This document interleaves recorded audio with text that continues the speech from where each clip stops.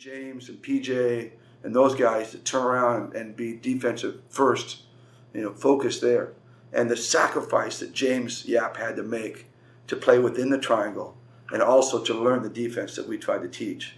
I mean, that was just a huge sacrifice for James. And without that sacrifice, there's no way we ever win a Grand Slam. There's no way. Probably don't even win a championship without him sacrificing the way he did. He gets a lot of flack. I don't put up the same numbers. I'm not putting up big numbers in it like I did before. What's wrong with James? There was a lot of that. But James did a lot of sacrifice to get us to where we needed to get to. Yeah, not enough of that. I've never heard that. It's great hearing that from you and a guy that's coached him. He's such a great player, such a great offensive player that I'm sure not a lot of people are aware that, running that type of offense and doing the things you asked him to do is probably underestimated by most. Oh, definitely. And I still feel a little guilty about it. I mean, I feel a little guilty that I put James through that. It was a really tough time through his career. He was also going through some, if I may say, some personal problems in his private life. And so it was a lot of things going on for him during that time.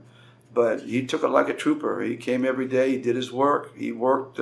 He tried really, really hard to do what we asked him to do. And it was like, teaching, almost like teaching an old dog new tricks, because he had been raised a certain way. This is the way I've been raised to play basketball. And it was hard to break habits and rebuild habits. And if I may use, again, the New York Knicks example right now, that's something that I feel Carmelo Anthony is very similar to James. But what James has done is James embraced it, was focused on the defense, really went after and tried to work his way into running the offense and sharing the ball and finding his place and to take shots. I'm, in all honesty, and maybe I hope Carmelo doesn't hear this, but that's something Carmelo Anthony has not done in the triangle, and why it's not successful over there.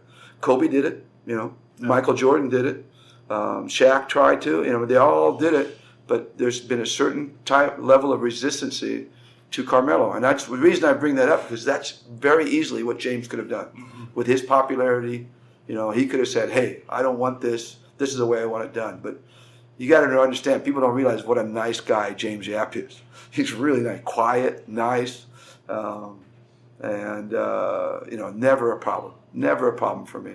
That's high praise coming from you. Like you mentioned, explains a lot of your team's success there. If the main guy is willing to buy in, the rest of the guys normally follow. So great leadership on his part. Yes, like. It was. He was not a vocal leader. He's not a guy who's going to go out and yell and talk and speak up. Him and PJ both. Neither of them were a vocal leader. Ping, he'll let you know all the time, anytime. But. PJ and James were not, but they led through their attitude to what we were trying to do. They saw visually that they were buying into the vision, and then everybody kind of came along.